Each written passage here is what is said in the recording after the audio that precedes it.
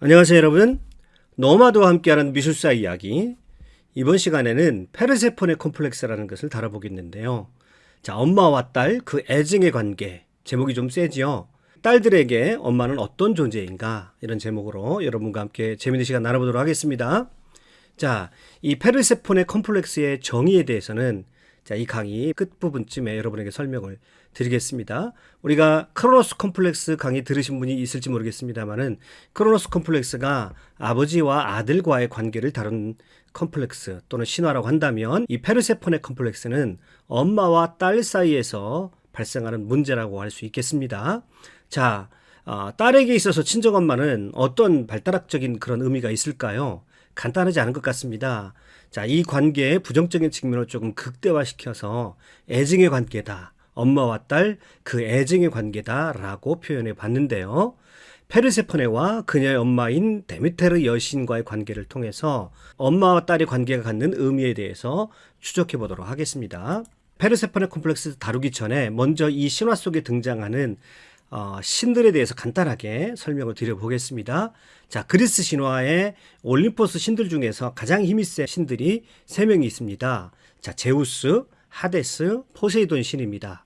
제우스는 하늘의 신 또는 신들 중의 신, 제왕의 신이라고 하지요. 그래서 상징적으로 보면 제우스 신은 번개를 들고 있습니다. 자, 이 그림에서 좀 잘렸는데요. 손에 번개를 들고 있습니다.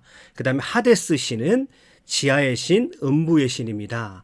자, 그 하데스 신은요, 지하세계를 다루고 있는데요. 키르베로스라고 하는 머리가 셋 달린 짐승이 지하세계를 지키고 있다라고 하죠. 그래서 이 상징물을 보면 합니다. 자, 이쪽은 포세이돈인데요. 여기도 약간 잘렸네요. 삼지창입니다. 자, 바다의 신 포세이돈입니다. 이 셋은요, 형제관계입니다. 그런데 사실은 원래 제우스가 막내인데, 제우스가 이들이 아버지에게 잡혀 먹었을 때 제우스가 기지를 발휘해서 이들을 모두가 살려냈기 때문에 그래서 역전되었습니다. 그래서 먼저 된 자가 나중되었다라고 말하죠. 그래서 제우스가 막내임에도 불구하고 최고의 신이 되었습니다. 자, 이 부분에 관해서는요, 제가 영상 그리스 로마 신화 12신에 대해서 설명드린 영상이 있습니다. 그 영상을 맨 마지막에 링크 걸어 놓겠습니다. 자, 오늘 이야기는요, 보조적인 인물이 등장하는데 바로 제우스하고 하데스와의 관계를 알아야 진행되는 이야기의 내용을 알 수가 있습니다. 그리고 오늘 우리의 주인공 신들은 어떤 신이냐면, 이들의 누이동생이라고 할 수 있는 데메테르와 그의 딸 페르세포네입니다. 오늘 주인공 중에 한 사람 데메테르 여신입니다. 지금 인간들에게 공물을 받고 있는 장면인데요. 데메테르에서 데라고 하는 것은 대지라고 하는 그런 뜻을 가지고 있습니다. 메테르라고 하는 것은 메테르니까 어머니죠. 머더, 영어로 하면 머더입니다.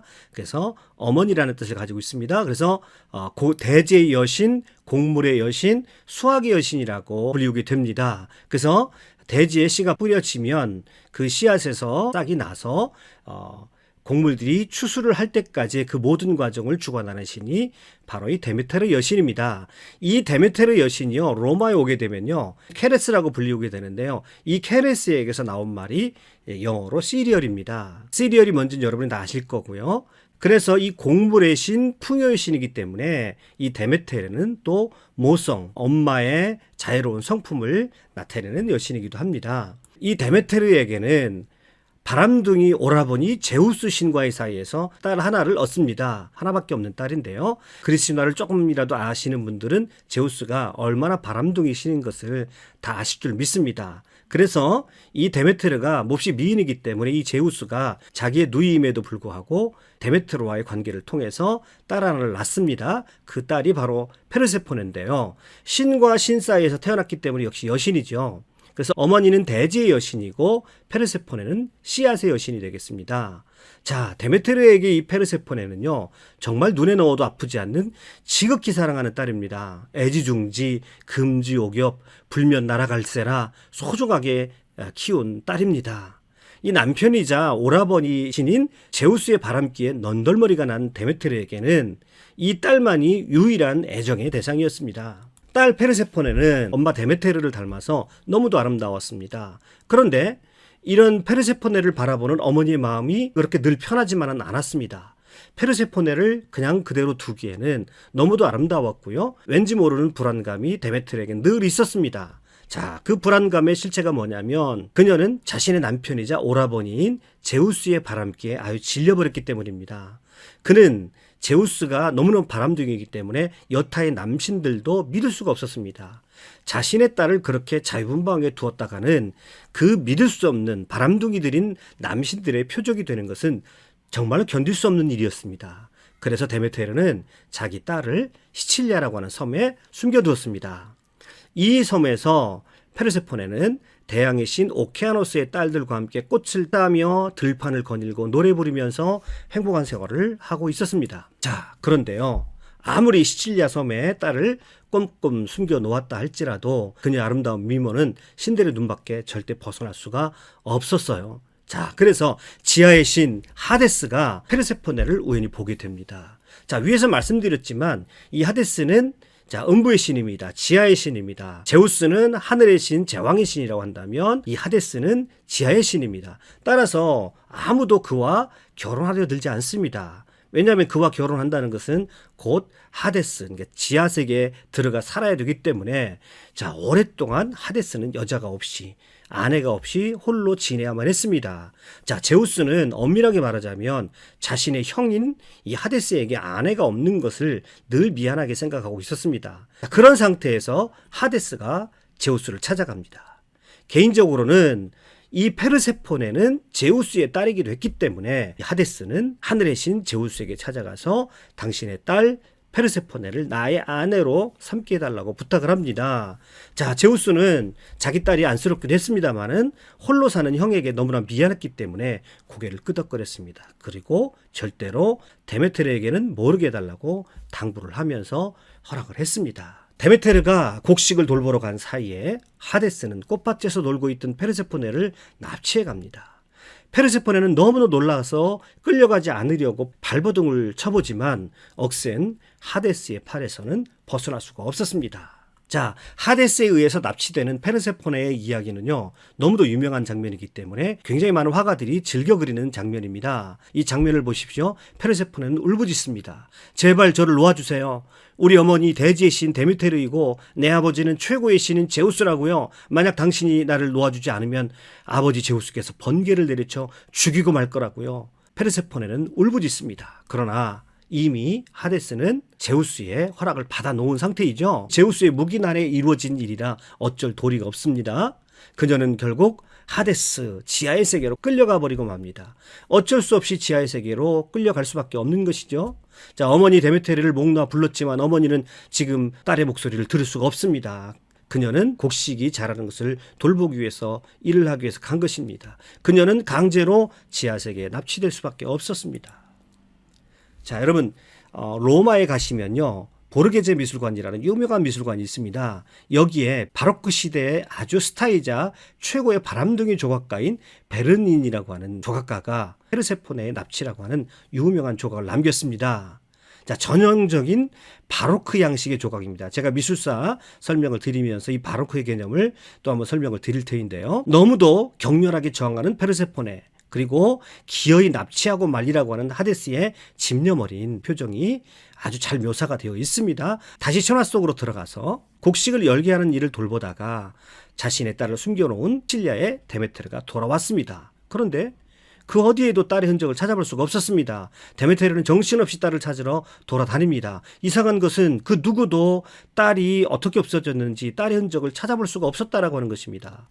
다른 신들은 몰라도 다른 인간들은 다 몰라도 제우스만은 알 거야 라고 자기 남편인 제우스를 찾으러 얼른 올림푸스산으로 달려갑니다. 제우스에게 도움을 청하는 데메테르의 모습입니다. 남편인 제우스에게 자신의 딸의 위치를 알려달라고 울부짖습니다. 당신은 신들의 왕이 아닌가요? 당신은 더군다나 페르세포네의 아버지가 아닌가요? 도대체 딸이 없어졌는데 찾지 않고 뭘 하시는 건가요? 당장 페르세포네를 찾아내세요.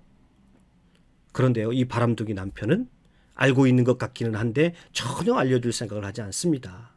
데메테르는 자신의 호수에 무관심한 제우스와 올림포스의 신들이 꼴보기 싫어졌습니다. 올림푸스산을 내려와 자신의 딸을 찾기 위해서 이곳저곳 지상을 헤매기 시작합니다. 9일 낮 9일 밤을 찾아 헤매게 됩니다. 딸을 찾아 떠도는 데메테르는요, 지상에 내려와서 초라한 노파의 모습으로 엘레우시스라고 하는 곳에 이르게 됩니다. 한 우물에서 인간 노파의 모습을 하고 있던 데메테르를 그 지방의 왕인 켈레오스의 딸들이 발견하고요. 안쓰러운 마음을 갖고 자신의 왕궁으로 데려갑니다.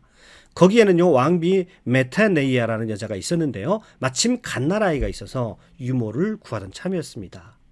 자신의 딸 페르세포네가 생각이 났습니다. 노파로 변장한 데메테르가 그 아이를 보자마자 자신의 딸이 생각이 나서 견딜 수가 없었습니다. 모성애가 끌어올라서 견딜 수가 없었습니다. 그래서 자신이 유모 역할을 잘할 수가 있기 때문에 자기가 유모가 되게 해달라고 청합니다.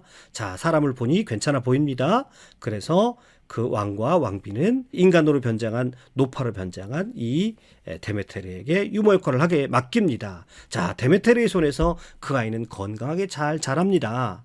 자, 그도 그럴 것이 여신의 손에 맡겨졌고, 자, 페르세포네를 그리워하는 마음으로 그 아이를 돌보니 얼마나 정성을 다했겠습니까? 자, 그리고 자신에게 호의를 베풀어준 왕과 왕비에게 보답하기 위해서 데메테르는 아이를 불사의 몸으로 만들려고 합니다. 그래서요, 밤마다 이 그림을 보세요. 아기를 신성한 물 속에 던져 넣어서 몸속에 남아있는 필멸의 요소, 사멸의 요소를, 죽음의 요소를 태워서 없애는 신성한 의식을 반복했습니다. 그런데 어느 날 왕비가 우연히 유모의 방에 왔습니다. 문틈으로 안을 들여다봤는데 거기에서 일어나는 장면을 보고 깜짝 놀랐습니다. 문을 열고 뛰어 들어갑니다. 이게 무슨 일이냐? 내가 너를 불쌍히 여겨 이 왕궁에서 유모를 삼고 극진히 대접했거늘 너는 은혜를 원수로 갚는가? 이 요사스러운 늙은이야. 내 아이를 어서 당장 내어놓아라. 그러자 데메테르는 매우 노여하면서 역시 인간은 어쩔 수가 없구나. 내가 내 아기에게 영생을 주려 했건만 내 아기도 이제 필멸의 인간의 운명을 피할 수가 없겠구나. 그리고 데메테르는 노파의 모습에서 여신의 모습으로 돌아옵니다. 자, 왕비는 깜짝 놀랐습니다. 데메테르가 이렇게 말합니다. 내가 신을 알아보지 못하긴 했으나 나에게 호의를 베풀어 줬으니 여기에 나를 위해 신전을 세워라. 나는 모든 것을 주는 자이며 모든 것에 생명을 주는 자이니 너희 엘리우시스의 아이들은 기쁨과 풍요 속에서 살 수가 있을 것이다. 역시 자애로운 여신 데메테르입니다. 이 신전을 이렇게 세우라고 한 것은 데메테르에게 꿍꿍이 속이 있었기 때문입니다. 이 신전에 거하면서 데메테르는 자신의 딸을 찾아주지 않는 제우스와 다른 신들을 압박하기 위해서 그렇게 한 것입니다. 데메테르는 말씀드렸던 대로 풍요와 곡식의 여신입니다. 그녀는 이 신전에서 파업을 할 작정이었습니다.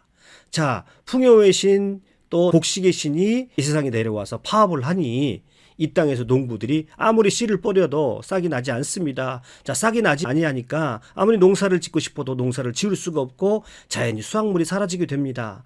이 땅에서 수확물이 사라지니까 당연히 신들에게 바칠 재물도 없어집니다. 그리스 신화 속의 신들에게 있어서 재물을 받는 문제는요, 신의 품위와 신의 풍요를 상징하기도 합니다. 신들이 재물을 받을 수 없게 되자 신들이 제우스에게 막 불평을 하기 시작합니다. 할 수 없이 제우스는 데메테르에게 딸을 포기하게 시킬 수 없으니 하데스를 설득하는 편이 낫다고 생각합니다. 자, 그래서 제우스는 자신의 아들 전령신, 중재신이자 상업의 신이자 화술의 신인 헤르메스를 부릅니다. 헤르메스의 지팡이가 보이시죠? 뱀이 2마리가 있는 것을 볼 수 있습니다. 이것은요, 헤르메스는 지상과 지하의 세계를 아무런 제약 없이 갈 수 있다라고 하는 것을 상징적으로 나타내 주고 있습니다. 너가 가서 하데스를 설득해라. 만약에 하데스가 페르세포네를 돌려주지 않으면 인간 세상뿐만 아니라 신들의 세계까지 황폐해질 것이다. 그러니 페르세포네를 어머니 데메테르에게 돌려보내라. 이렇게 설득하라고 헤르메스에게 명령을 합니다. 자, 그 말을 듣자마자 신속하게 음부 하데스 지하의 세계로 달려갑니다. 그리고 제우스의 말을 전달하며 설득합니다. 그런데 웬일입니까? 하데스가 너무나 쉽게 대답을 합니다. 곧 돌려보낼 테니 잠깐만 기다려라. 이렇게 말하는 게 아닙니까? 하데스가 페르세포네에게 다가가서 말을 합니다. 당신의 어머니가 당신을 너무 찾고 있어서 그 때문에 세상이 황폐해져가고 신들의 세계도 어려움을 겪고 있다고 하니 당신의 어머니에게 돌려보내겠어. 그러나 내가 당신을 진심으로 사모하고 있다는 사실을 잊지 말았으면 좋겠어. 그리고 이곳 하데스도 당신이 생각하는 것만큼 그렇게 나쁜 곳만은 아니요. 이곳에서 당신이 나의 아내가 되어준다면 당신은 지하세계의 여신으로서 커다란 권세를 누리고 살게 될 것이요. 그러나 당신이 그렇게 서러워하고 어머니가 애타게 찾고 있다니 어쩔 수가 없구려. 그동안 이곳에 있으면서 당신은 물 한 모금 먹지 않고 있으니 당신을 그냥 돌려보낸다면 내가 너무 섭섭할 테이니 여기 석류씨가 있으니 이거라도 먹고 가구려. 요기가 될 거요. 자, 하데스가 이렇게 친절하게 말합니다. 페르세폰은요, 마지못해서 석류씨 몇 알을 먹습니다. 그녀가 석류씨를 먹자 하데스는 그 옆에서 의미심장한 미소를 짓고 있습니다. 자, 드디어 엄마 데메테르와 딸 페르세포네가 서로 만나는 감격스러운 장면입니다. 지하세계에 내려갔던 헤르메스가 페르세포네를 데려오고 있습니다. 엄마와 딸은 서로 부둥켜 안고 눈물을 흘리며 좋아했습니다. 한참 서로 얼굴을 바라보며 감격스러워 말을 잇지 못하기도 했습니다. 이때 뭔가 불안한 듯 엄마 데메테르가 묻습니다.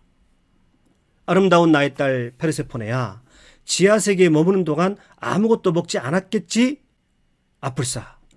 쭈삣거리던 페르세포네가 너무 목이 말라 그만 석류 몇 알을 먹고 말았어요 라고 엄마에게 말합니다. 데메트르는 그 말을 듣자 망연자실할 수밖에 없었습니다. 지하세계에서 무엇을 먹게 되면 반드시 그 분량만큼 지하세계에 살아야 한다는 것입니다. 아, 데메트르는 분노가 치밀어 올랐습니다. 그러나 이미 페르세포네가 석류를 먹어버렸으니 어쩔 수가 없었습니다. 그 이후 3분의 1은 지하에서 3분의 2는 지상세계에서 머물러야 하는 그런 운명이 되고 말았습니다. 페르세포네가요. 일단 딸을 데려온 데메테르는 그 특유의 넉넉한 인심을 발휘해서 땅에서 씨앗이 나게 하고 자라도록 해주었습니다. 이전처럼 농사가 잘 되어서 수확도 하게 했습니다. 신들도 제사를 받을 수 있게 되었습니다. 그러나 페르세포네가 석류를 먹었기 때문에 지하세계로 내려가서 1년의 3분의 1은 지하세계로 들어가서 살아야 됐고, 자, 그때 데메테르는 딸과의 이별의 슬픔 때문에 은혜와 자비를 베풀지 않아서 열매가 다 말라 죽게 되어집니다. 사람들은 그 기간을 겨울이라고 부르게 되었습니다. 그리고 나머지 3분의 2 데메테르가 페르세포네와 같이 지내게 되는 그 기간에는 모든 만물들이 회복이 돼서 봄부터 가을까지 차례대로 계절을 부르게 되었다고 합니다. 그러니까 그리스 사람들은 계절을 이 엄마 데메테르와 딸 페르세포네의 만남으로 그렇게 해석했던 것입니다. 여기까지가 신화의 내용입니다. 여러분 조금 길게 들으셨는데요. 자, 제가 이 신화의 내용을 최대한 간략하게 쉽게 설명해 보려고 노력을 했는데요. 여러분 이제 이 신화의 내용을 한번 적용시켜 볼까요? 데메테르는 과연 어떤 엄마인가요?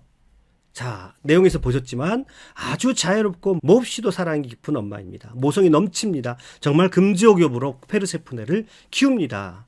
이 데메테르의 모성 깊은 애정은 그녀가 딸을 찾으면서 만난 갓난아이를 키우면서 그 아이에게 요구하지도 않았는데 영생을 주려 한다는 것을 보면 또 확인할 수 있습니다. 그야말로 이 모성의 여신은요, 자기가 줄 수만 있으면 최고의 것으로 자기 자식과 자기가 사랑하는 사람에게 주려 한다고 하는 것입니다. 정말 자유로운 어머니인 것을 볼 수 있습니다. 늘 무엇인가를 주지 못해서 아쉬워하는 엄마입니다. 사랑의 크기가 한이 없는 그런 자유로운 엄마입니다. 자, 그런데요, 한 가지 짚고 넘어가야 할 것이 있습니다. 데메테르에게는 트라우마가 있었습니다. 데메테르에게는요, 자신의 오라버니이자 남편인 제우스에 대한 트라우마, 즉 남자에 대한 트라우마가 있었습니다. 남자들은 모두 바람둥이며 믿을 만한 존재가 되지 못한다라고 하는 불신이 그녀의 마음 가운데 들어있었던 것입니다. 자, 이 트라우마가 어떤 식으로 나타났나요? 자식에게 대한 과도한 사랑으로 나타났습니다. 집착입니다. 자식은 분명 사랑하기는 하는데 그 딸에게 과도하게 집착하는 것으로 드러났다라고 하는 것입니다. 남편에 대한 실망은 자식, 특별히 딸에 대한 과도한 집착으로 나타나지요. 그 집착 속에는 믿을 수 없는 남자들로부터 딸을 순수하게 지켜내야 된다라고 하는 과도한 집착과 보호 의식으로 드러나는 것입니다. 그러니 그는 페르세포네를 함부로 내둘 수가 없었고요. 시칠리아 섬에 몰래 숨겨놓고 거기에서 가둬놓고 키울 수밖에 없었던 것입니다. 아예 남신들의 손이 미치지 못하는 곳으로 보호하고 싶은 것이죠. 집착과 과보호가 나타나는 것입니다. 자, 엄마가 트라우마를 치료하지 못하면 자식에 대한 과도한 집착과 과보호로 나타난다라고 하는 사실입니다. 자, 이러한 집착과 과보호 속에서 페르세포네는요, 독립적인 인격으로 자라지 못한 것입니다. 그녀는 온실의 화초처럼 자랐습니다. 어머니에 의존한 채 어머니에게 모든 의사결정을 맡기고 진정한 한 인격으로 성장하지 못한 것이죠. 그녀에게 어머니 데미테르는 정말 사랑하는 존재였고 자신의 모든 것과도 같은 그런 어머니였습니다. 어머니 데미테르가 없으면 이 페르세포네는 마치 죽을 것만 같았습니다. 그런 어머니 밑에서 그녀는 자신도 모르는 사이에 독립적인 인격으로 스스로 힘으로 설 수 있는 준비가 전혀 되어 있지 않은 의존적인 그런 딸이 되었던 것이죠. 그런데 여기서 반전 하나. 자, 이 그림을 한번 보시죠. 단테 가브리엘 로세티라고 하는 화가가 그린 페르세포네라고 하는 그림입니다. 여러분, 이 표정을 보니까 이 그림의 페르세포네의 표정을 보니까 의존적으로 보이시나요? 아니죠. 상당히 강렬한 인상을 주고 있습니다. 똑 부러지는 눈빛, 오똑한 코, 그리고 굳게 담은 입술. 오히려 의존적이라기보다는 더 독립적이고 주체성이 강해 보이지 않나요? 그러면 화가는 왜 이렇게 페르세포네를 그렸을까요? 자, 비밀은요, 페르세포네의 손에 들고 있는 석류의 비밀이 있습니다. 여기에 이 그림의 비밀이 숨겨져 있는 것이죠. 제가 질문을 던져보겠습니다. 진짜 페르세포네는 이 하데스가 준 석류를 먹으면 지하의 세계에서 머물러야 한다는 사실을 몰랐을까요? 그런데요, 놀라운 것은요, 이 페르세포네는 사실 그 정도의 바보는 아니었습니다. 그녀는 알면서 먹었다는 것이죠. 왜 알면서도 그녀가 석류를 먹었을까요? 어머니의 사랑은 분명히 알고 있었고 그 사랑을 그리워도 했습니다마는 그녀는 엄마 데메테르로부터 벗어나고 싶은 욕구 또한 있었다라고 하는 것입니다. 그 어머니의 집착 속에서는 자신이 성숙한 존재, 독립적인 존재, 주체적인 존재로 성장할 수 없다라고 하는 것을 그녀는 어렴풋이 알았다라고 하는 사실입니다. 그래서 그 하데스가 준 석류를 알면서도 그녀는 먹었다라고 하는 것입니다. 딸들이요, 여러분들은 석류를 먹으셨나요? 자, 엄마의 입장에서 생각해 보면요, 내 집착, 내 상처에서 벗어나서 그것을 투영시키지 않으면서 딸들은 또한 자식은 키우시고 계신가요? 만약에 그것들로부터 벗어나지 못했다고 한다면 나는 엄마로서 내 딸의 진정한 성장을 방해할 수 있다고 하는 것입니다. 내가 한 번 더 내 자신의 상처들과 결별하는 단절이 필요하다는 것이죠. 그래야 한 인간으로서 주체적이고 독립적이고 멋진 딸들, 멋진 자식을 키워낼 수 있다는 사실입니다. 딸의 입장에서 보면요, 어머니의 집착과 과도한 보호 속에서 한 번은 벗어나서 자신만의 방식으로 삶을 살아가려고 하는 주체적이고 독립적인 시도가 있어야 한다는 것입니다. 그것이 없다고 한다면 진정한 성인으로 성숙할 수 없다라고 하는 것입니다. 엄마라는 존재는 나를 사랑하기는 하지만 늘 가까이 가면 상처받을 수밖에 없는 그런 존재가 될 수밖에 없다라고 하는 것입니다. 가까이 가면 상처받고 멀리 가면 그리운, 가까이도 갈 수 없고 멀리도 갈 수 없는 그런 존재. 그래서 늘 애증이 교차하는 그런 존재가 바로 엄마와 딸이 될 수가 있다라고 하는 것이지요. 자, 이제 페르세포 컴플렉스가 무엇인지 정의를 내려보겠습니다. 엄마의 집착과 과보호가 딸의 성장을 막고 있고 심리적인 성숙을 가로막고 있어서 딸은 엄마의 그 과보호 속에서 의존적으로 살아가는 상태를 일컫는 말이 바로 이 페르세포네 컴플렉스가 되겠습니다. 딸과 엄마, 또 엄마와 딸은 단절될 수 없는, 서로 뗄래야 뗄 수 없는 그런 존재입니다. 그러나 한 번은 심리적으로, 인격적으로 분리되어야 합니다. 분리되지 않으면 혼합이 일어나고, 혼합이 일어나면 서로의 인격이 침범되어지고 오히려 사랑이 상대를 훼손하고 인격을 파괴하는 결과를 가져올 수 있고요. 성장을 방해하게 됩니다. 건강한 분리, 현명한 분리가 오히려 건강한 관계를 형성할 수 있다고 하는 것을 잊어버려서는 안 될 것입니다. 자, 여러분 오늘 페르세포네 컴플렉스 강의 끝까지 들어주셔서 대단히 감사합니다. 여러분의 삶에 깊이 한번 적용하시며 성찰해 보시는 그런 계기가 되었으면 좋겠습니다. 수고하셨습니다.